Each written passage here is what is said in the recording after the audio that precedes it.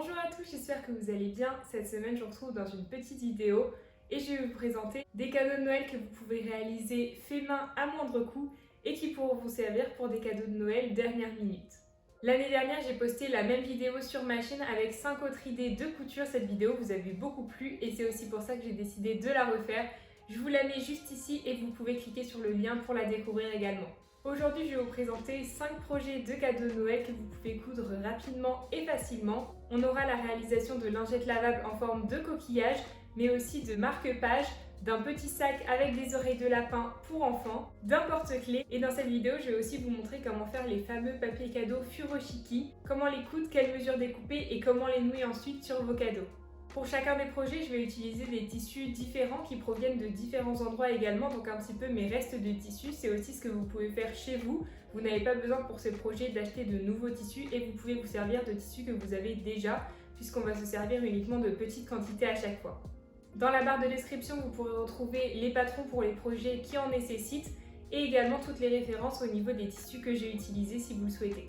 Dès maintenant, si la vidéo vous plaît et vous intéresse, vous pouvez l'aimer et la commenter en me partageant les projets de Noël que vous avez déjà cousus et les idées que vous avez. On va tout de suite commencer avec le premier projet et réaliser les lingettes lavables en forme de coquillage. Pour ce premier projet, on va avoir besoin de 2 tissus différents. Un tissu en éponge tout doux, donc pour ma part il vient de tissu Ferrari. Le tissu que je mettrai de l'autre côté du projet, ça peut être un tissu seulement décoratif puisque la face qui servira à vous nettoyer le visage sera la face en coton. Et donc pour la face décorative, j'ai choisi un double gaze avec un effet un petit peu brillant doré qui vient lui aussi de chez Tissu Ferrari. Je vais récupérer mon patron que vous pourrez retrouver sur mon site internet et que je vous mettrai en barre de description. Et je vais découper pour chaque lingette une fois le coquillage dans le tissu en double gaze et une fois dans le tissu en éponge. Ce que je vous conseille, comme là c'est une forme un peu compliquée et que le tissu en éponge peut être compliqué à découper en suivant certaines formes, c'est de découper un carré au plus près du motif pour le tissu en éponge et on découpera le vrai motif dans le tissu en double gaze. On suivra donc à chaque fois la forme du tissu en double gaze pour la couture.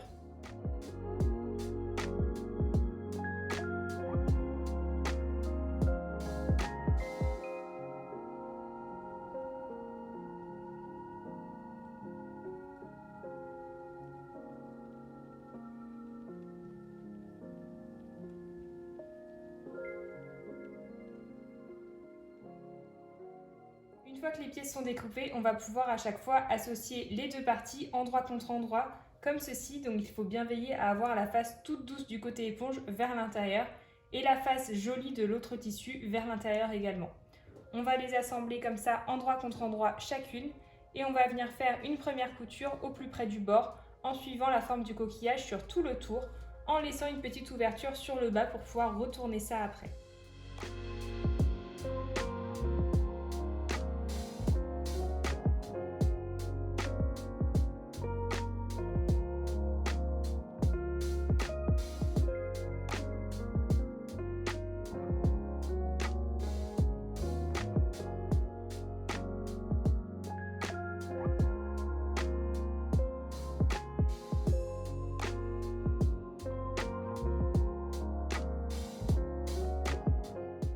Quand les coutures sont faites, on va pouvoir pour chacun des coquillages découper le contour surtout du tissu en éponge qu'on avait laissé en carré et ensuite on va pouvoir retourner le projet.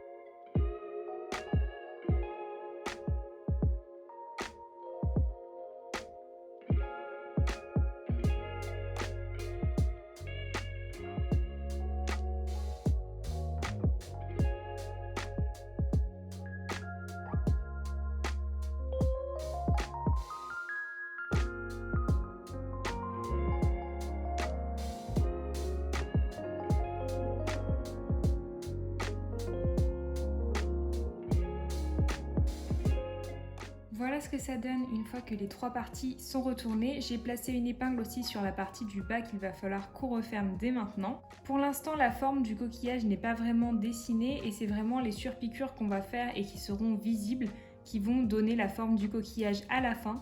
Donc là, ce qu'on va commencer par faire, c'est faire une couture en suivant donc la forme du coquillage sur toute la délimitation externe de la forme du coquillage et de la lingette. Et donc on va faire ça sur tout le tour, ce qui va nous permettre aussi de refermer l'ouverture du bas. Pour la couleur du fil à utiliser, je vous conseille de prendre la couleur de l'éponge qui est au dos, puisque comme ça on verra bien les traits sur la partie des motifs juste ici. Et pour la partie de l'éponge, elle sera de la même couleur et ça sera plus propre. Une fois que la couture du tour est complètement finie, vous devriez avoir quelque chose maintenant qui ressemble à un coquillage. Si toutefois la forme n'est pas parfaite au niveau des arrondis, ce n'est pas grave du tout. Le coquillage va vraiment se former avec l'étape suivante et la dernière étape qui sera de faire des coutures en partant à chaque fois de chaque coin de petit arrondi pour partir jusqu'au milieu du bas du coquillage. On va partir à chaque fois de la pointe des arrondis pour revenir jusqu'au milieu et former les coutures. C'est ce qui va venir former la forme du coquillage final et voilà ce que ça donne une fois qu'on a fait ces coutures. Ça nous permet d'avoir quelque chose qui est plus en relief et qui fait vraiment plus coquillage et plus joli. Voilà ce que ça donne également de l'autre côté. Comme on a utilisé un fil blanc, on a seulement la forme du coquillage qui se trace légèrement, mais on a toutefois le tissu en éponge qui est tel quel. On va faire cette étape avec les 3 lingettes et je vous retrouve pour le résultat final.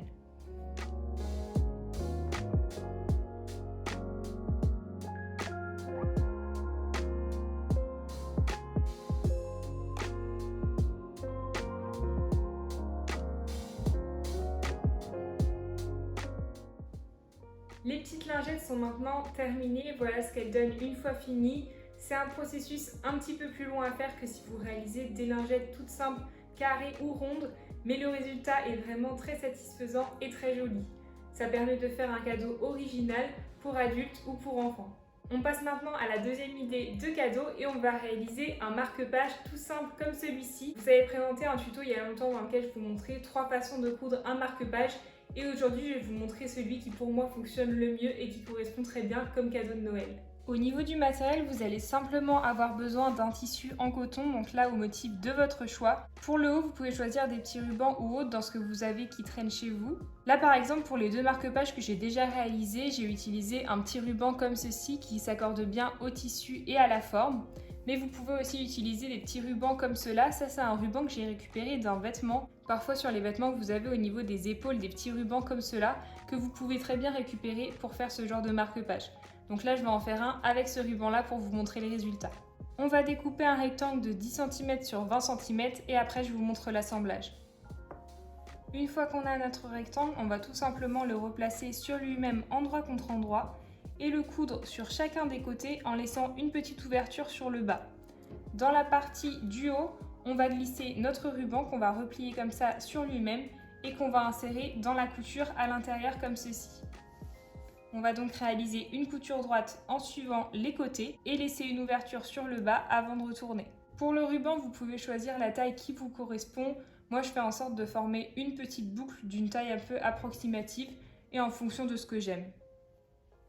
Je vous conseille aussi de réaliser au début une petite couture sur le ruban pour qu'il puisse se positionner. Pour le pliage du ruban, je vais tout simplement faire une boucle et replier dans l'autre sens pour que ça forme un petit peu une boucle ouverte comme ceci. Et donc je vais réaliser une couture pour qu'elle tienne comme ça avant de la glisser dans ma couture du marque-page.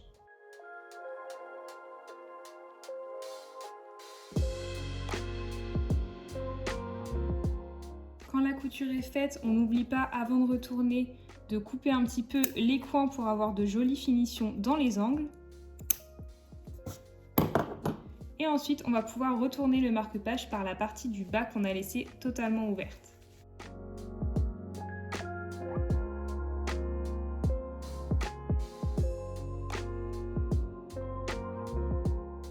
On insiste bien sur les angles après avoir retourné le marque-page pour avoir de belles finitions.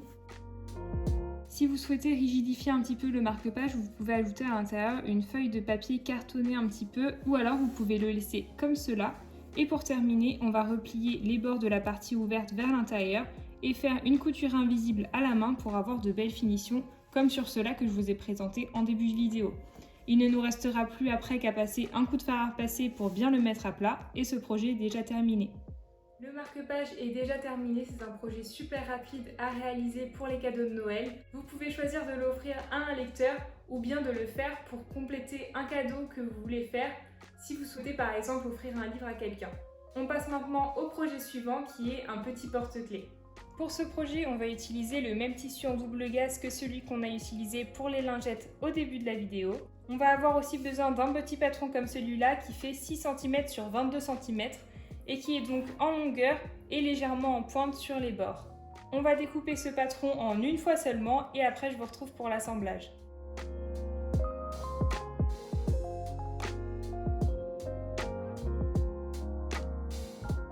Une fois qu'on a découpé cette forme-là, vous pouvez ensuite la replacer sur elle-même comme ceci et coudre sur toute cette partie-là en laissant une petite ouverture.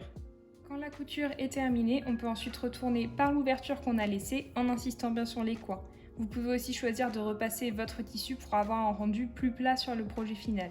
Quand c'est retourné, on peut maintenant refermer la partie qu'on avait laissée ouverte avec un point invisible. Ensuite, le projet est déjà terminé et vous n'avez plus qu'à nouer ce petit bout de tissu que vous avez cousu autour de votre trousseau de clés.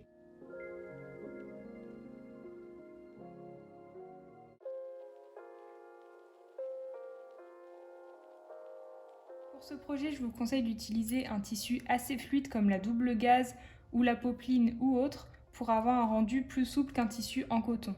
Voilà le résultat de ce trousseau de clés une fois terminé. C'est le projet le plus simple que j'ai à vous présenter durant cette vidéo si vous êtes vraiment grand débutant en couture et que vous souhaitez faire quelque chose de fait main pour Noël.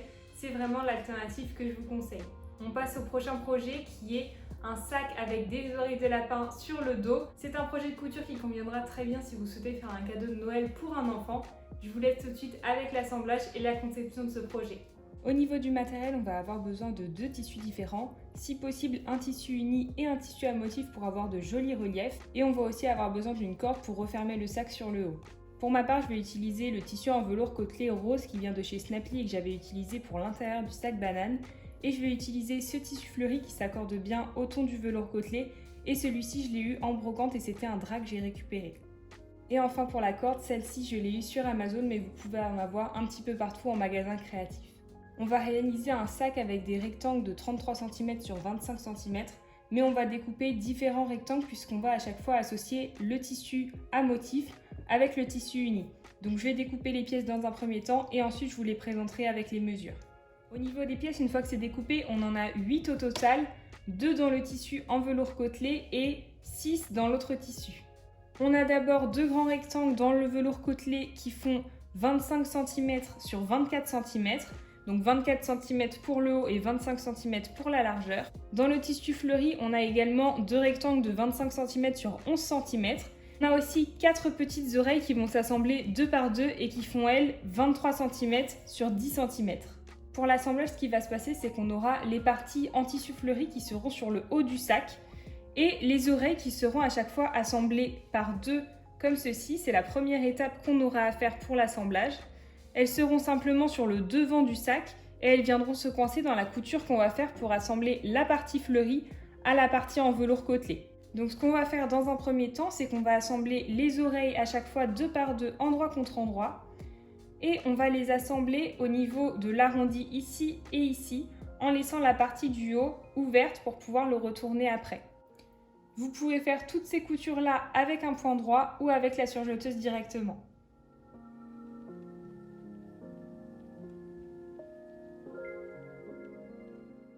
Une fois qu'on a les oreilles cousues, on va pouvoir maintenant les retourner une à une en insistant bien sur le coin pour avoir une jolie forme.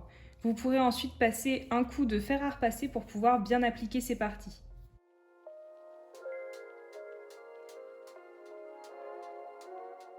Voilà ce que ça donne une fois que c'est terminé pour ces 2 petites oreilles. Et maintenant, on va donc pouvoir passer à la couture suivante. On va récupérer un des grands rectangles en velours côtelé et un rectangle fleuri. On va venir les assembler endroit contre endroit au niveau de la hauteur comme cela. Et dans la couture, on va venir glisser les 2 petites oreilles. Donc on va prendre notre tissu en velours côtelé avec la face endroit vers nous, positionner les oreilles comme ceci et ensuite replacer ce tissu-là par-dessus. On peut maintenant passer la surjeteuse sur toute cette longueur pour assembler tout ça.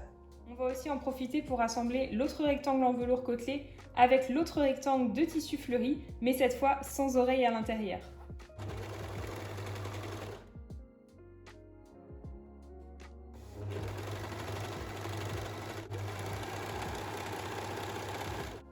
que ça donne une fois que ces coutures sont faites à l'extérieur et à l'intérieur. On est venu passer le fard à repasser également sur ces coutures pour bien les aplatir. Ce qu'on va faire maintenant, c'est qu'on va passer la surjeteuse ou le point zigzag sur tout le tour de ces deux rectangles.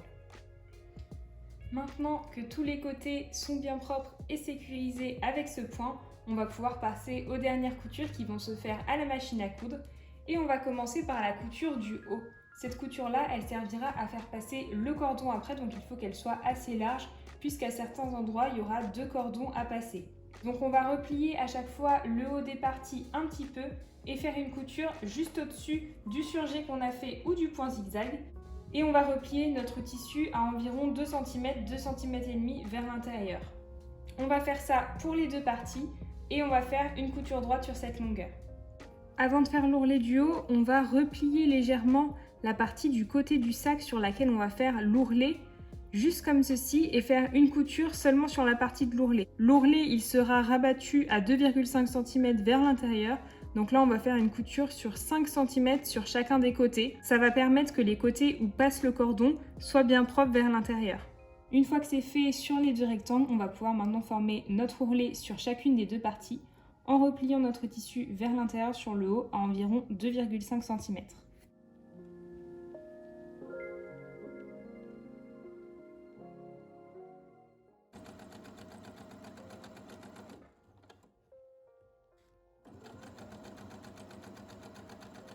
Quand ces coutures sont faites, on va maintenant pouvoir passer à la dernière couture et pour ça on va avoir besoin de la corde que je vous avais présentée au début de ce projet et on va découper 2 morceaux de corde similaires.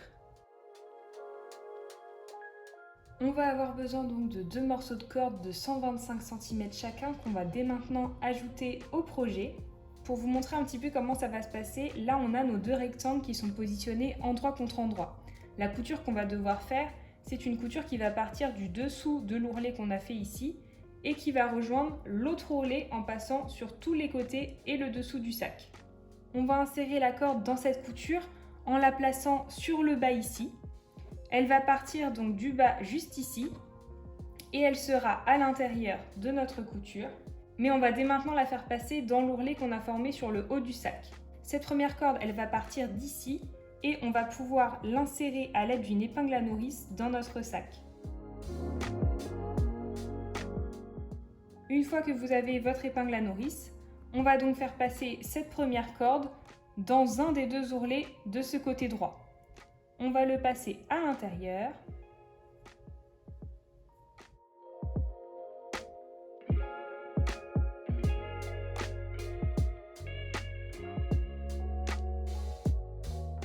Une fois que c'est passé dans le premier ourlet, on va maintenant tirer notre fil un petit peu pour le tendre et on va maintenant le passer dans le deuxième ourlet qui est juste en dessous.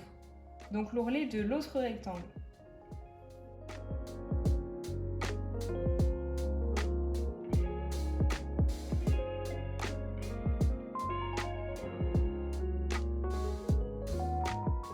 Une fois que c'est passé dans le deuxième ourlet, cette corde-là, elle va revenir également se coincer dans la couture en bas à droite.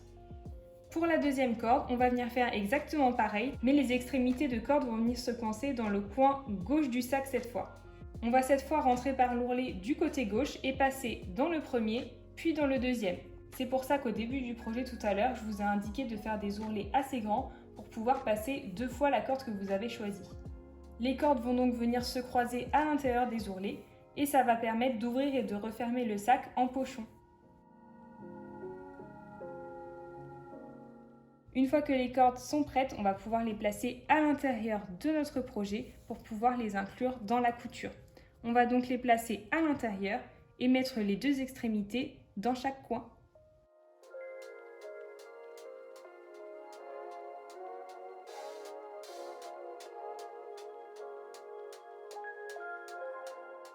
Une fois que c'est fait, il ne nous reste plus qu'à faire la couture finale en partant du dessous des ourlets et en passant sur les côtés et sur le bas du sac. Pendant cette couture, il faut bien faire attention à prendre uniquement la corde sur le bas ici et pas ailleurs et à ne pas inclure non plus les petites oreilles de lapin.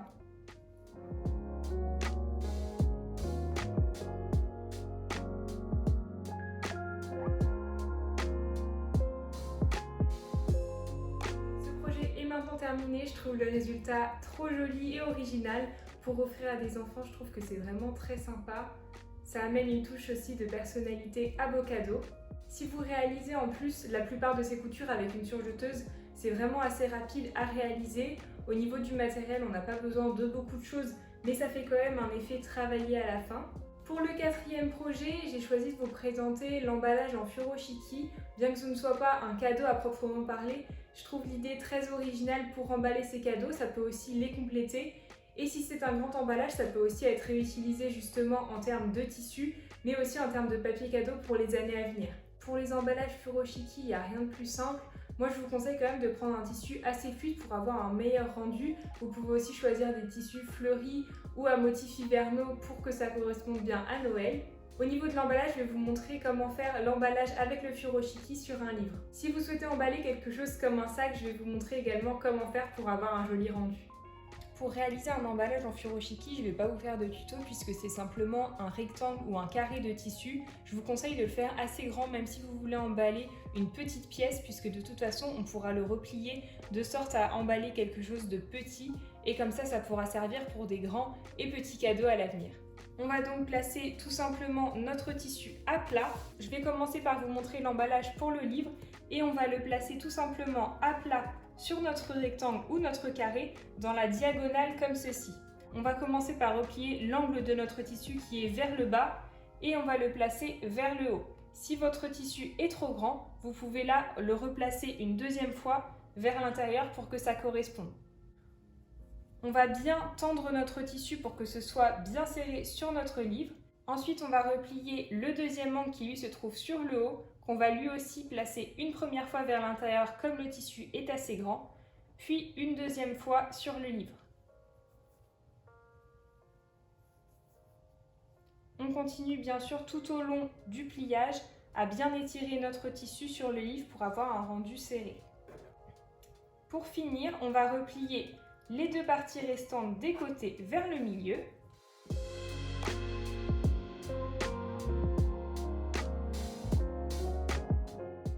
Et quand c'est fait, on va pouvoir terminer ça avec 2 nœuds.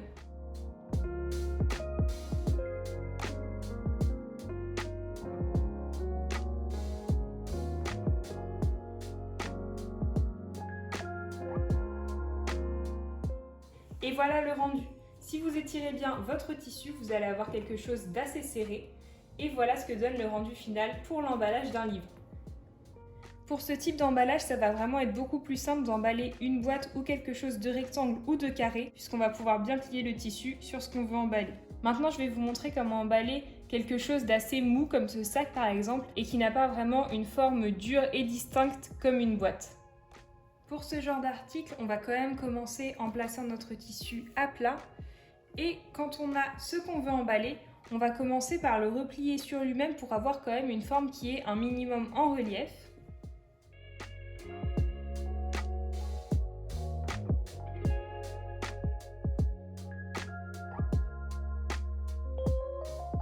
Une fois que c'est fait, on va faire la même méthode que tout à l'heure et on va replier une première fois le coin du bas, ensuite le coin qui se trouve sur le haut,